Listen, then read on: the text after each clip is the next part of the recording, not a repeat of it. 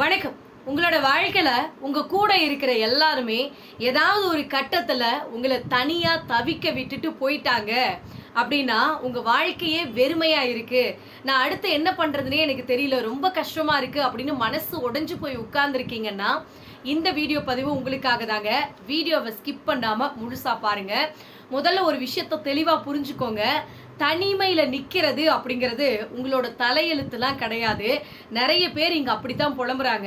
கடவுள்கிட்ட போயிட்டு, கடவுளே எனக்கு மட்டும் ஏன் தான் இப்படி ஒரு தலையெழுத்துன்னு தெரியலையே, எல்லாருமே நல்லா தான் இருக்காங்க, பாவம் பண்றவங்க, கஷ்டம் கொடுக்கறவங்க அவங்களாம் நல்லா தான் இருக்காங்க, ஆனா நான் யாருக்கும் எந்த ஒரு கெடுதலும் நினைக்கல, ஆனா எனக்கு மட்டும் ஏன் இப்படி ஒரு தனிமையை கொடுத்துட்ட அப்படின்னு நிறைய பேர் ஃபீல் பண்ணி நானே பார்த்துருக்கேன்.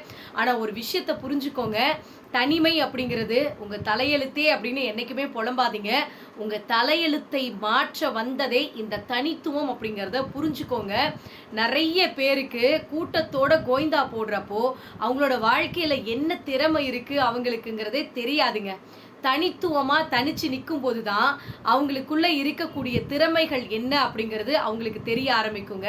அப்பதான் வாழ்க்கையில முன்னேற ஆரம்பிப்பாங்க. அதனால முடிஞ்ச வரைக்கும் தனியா இருக்கேன் அப்படின்லாம் வருத்தப்படாதீங்க. இந்த தனிமை உங்களுக்கு கிடைச்சதை நினைச்சு பாசிட்டிவா எடுத்துக்கிட்டு வாழ்க்கையில முன்னேறணும் அப்படிங்கிற ஒரு எண்ணத்தை நோக்கி போய்கிட்டே இருங்க. அதே மாதிரி நான் வாழ்க்கையில அவங்கள மாதிரி ஆகணும், இவங்கள மாதிரி ஆகணும் அப்படின்னு அடுத்தவங்களை பார்த்து பார்த்து வாழாதீங்க. முன்னாடி வீட்டுக்காரவங்க, நீங்க வேலை செய்யற இடத்துல இல்ல டிவியில யாராவது ஒருத்தரை பார்த்துருப்பீங்க, இவங்கள மாதிரியெல்லாம் நாம ஆகணுமே அப்படின்னு அடுத்தவங்கள மாதிரி ஆகணும் அப்படின்னு தயவு செஞ்சு நினைக்காதீங்க. வாழ்ந்தா இவனை மாதிரி வாழணும் அப்படின்னு அடுத்தவங்க உங்ககிட்ட சொல்ற அளவுக்கு உங்க வாழ்க்கைய நீங்களே அழகா டிசைன் பண்ணுங்க. ஏன்னா உங்க வாழ்க்கைய உங்களை விட சிறப்பா வேற யாராலையும் வடிவமைக்க முடியாது.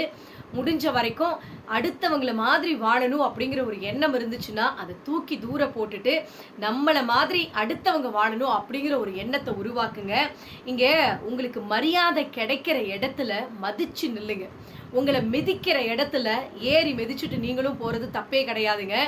ஏன்னா இங்க தான் வாழ்றதுக்காக அடுத்தவனை போட்டு மிதிக்கக்கூடிய உலகம் இங்க நிறைய பேர் அப்படிதான் இருக்காங்க. அதனால அவங்க கிட்டலாம் நீங்க தான் ஜாக்கிரதையா இருந்துக்கணுங்க. என்னைக்குமே உங்களுடைய இலக்கை நோக்கிய அந்த பயணத்துல நாம் ஒருவேளை கீழே விழுந்துருவோமோ அப்படிங்கிற எண்ணத்தோட என்னைக்குமே ஓடாதீங்க. அந்த பயத்தை மட்டும் உங்க மனசுல என்னைக்குமே வர வச்சுக்காதீங்க. எத்தனை தடவை விழுந்தாலும் சரி வாழ்க்கையில அத்தனை முறையும் மறுபடியும் எழுந்திருக்கணும் அப்படிங்கிற அந்த தன்னம்பிக்கையும் அந்த உறுதியும் இருந்துருச்சுன்னு வச்சுக்கோங்களேன், உங்களுடைய வெற்றியை யாராலையும் தடுக்கவே முடியாதுங்க. அந்த வெற்றி உங்க காலுக்கு கீழே வந்து நிற்கும் அப்படிங்கிறத புரிஞ்சுக்கோங்க. ஒரு வருஷம் அப்படிங்கிறது 365 நாட்கள்லாம் கிடையாதுங்க. அந்த 365 நாட்களும் ஒவ்வொரு வாய்ப்பு அப்படிங்கிறத நினச்சிக்கோங்க. 365 வாய்ப்பா நினச்சி பாருங்க. வாழ்க்கையில் கண்டிப்பாக உங்களால் ஏதாவது ஒரு கட்டத்தில் ஜெயிக்க முடியுங்க. இங்கே நிறைய பேரோட வாழ்க்கையில் எப்படி தெரியுமா, நாம் ஒரு விஷயத்தை முயற்சி பண்ணுவோம், கொஞ்ச நாள் அதை ட்ரை பண்ணுவோம், அது வந்து நம்மளுக்கு சரியாக வரல அப்படின்னா அதை விட்டுட்டு அடுத்ததுக்கு அப்படியே குரங்கு மாதிரி தாவிட்டு போயிட்டே இருப்போம். ஆனால் ஒரு விஷயத்தை புரிஞ்சுக்கோங்க, நமக்கு கிடைக்கக்கூடிய ஒவ்வொரு நாளும் ஏதாவது ஒரு வாய்ப்பு கிடைக்குங்க. அந்த வாய்ப்பை வச்சு நம்மளுடைய திறமையை வச்சு நாம் எப்படி ஜெயிக்கலாம் அப்படிங்கிறத யோசிங்க. கண்டிப்பாக உங்களோட வாழ்க்கையில் ஜெயிக்க முடியும். 365 நாள் அப்படின்னு நினைக்காதீங்க, 365 வாய்ப்புகளாக பாருங்க. கண்டிப்பாக உங்களோட வாழ்க்கையில் உங்களால் ஜெயிக்க முடியுங்க. நீங்கள் எடுத்த முடிவு சரியானதா இல்லை தப்பானதா அப்படின்னு ஆராய்ச்சி பண்ணிட்டு உட்கார்ந்துருக்காதீங்க. அந்த எடுத்த முடிவு இருக்கு பார்த்தீங்களா, அதை வந்து சரியானதா மாத்துறதுக்கு முயற்சி பண்ணுங்க. ஒன்று முடிவு எடுக்கிறதுக்கு முன்னால் ஒரு தடவைக்கு 100 தடவை யோசிச்சுட்டு அதுக்கப்புறமா முடிவெடுங்க. எடுத்ததுக்கப்புறம் நீங்கள் யோசிக்கிறது மிகப்பெரிய முட்டாள்தனம் அப்படிங்கிறத புரிஞ்சுக்கோங்க.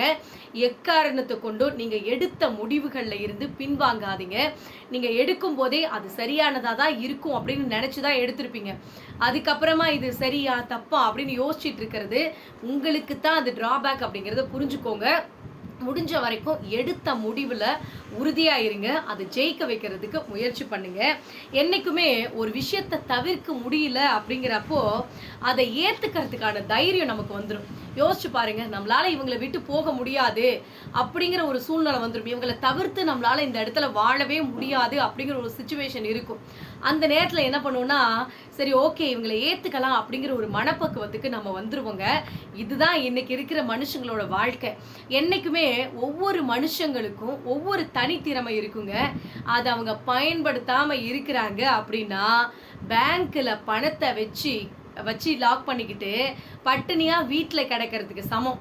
ஸோ அதை புரிஞ்சுக்கோங்க. பேங்க்கில் எவ்வளோ கட்டுக்கட்டாக பணம் இருந்து நம்ம வீட்டில் உட்காந்து சும்மா சோறு திங்காத ஒன்றுமே இல்லாத பிச்சைக்கார மாதிரி உட்காந்துருக்கிறதுக்கு சமம். ஸோ உங்களுடைய திறமையை, உங்களுடைய தனித்திறமையை பயன்படுத்த ஆரம்பிங்க. வாழ்க்கையில் கண்டிப்பாக ஜெயிக்க முடியுங்க. என்றைக்குமே தைரியமாக இருங்க.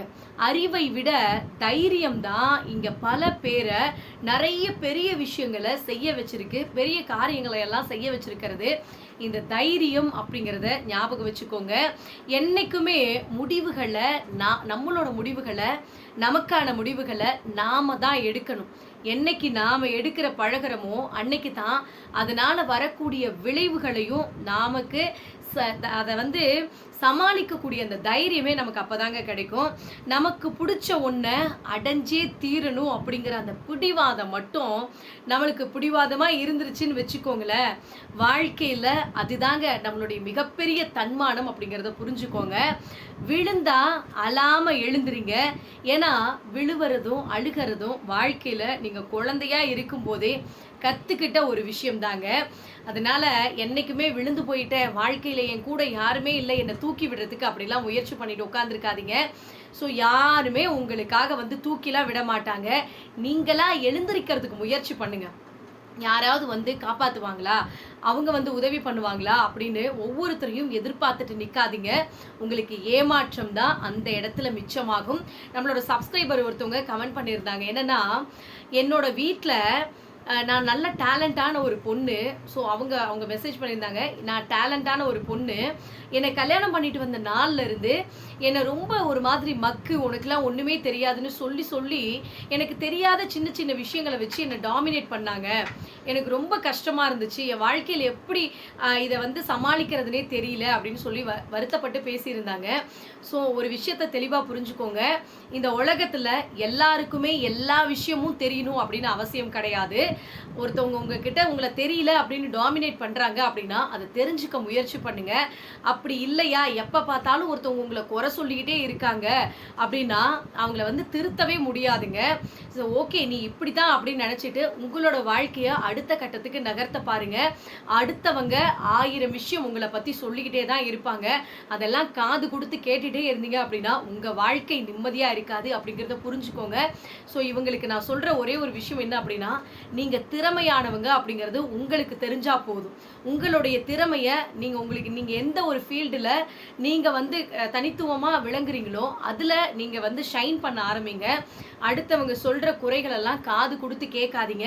முடிஞ்சால் அதை சரி பண்ணிக்க பாருங்க. அது சரி பண்ணிக்கவே முடியாத அது தப்பே கிடையாதுங்க. ஆனாலும் தப்புன்னு சொல்கிறாங்க அப்படின்னா தப்பு உங்கள் மேலே கிடையாது, அவங்க மேலே தான் அப்படிங்கிறத புரிஞ்சுக்கிட்டு உங்கள் வேலையை நீங்கள் பார்க்க ஆரம்பிங்க. இந்த வீடியோ பதிவு உங்களுக்கு பயனுள்ளதாக இருக்குது அப்படின்னா மறக்காமல் கமெண்ட் பண்ணுங்கள். நன்றி, வணக்கம்.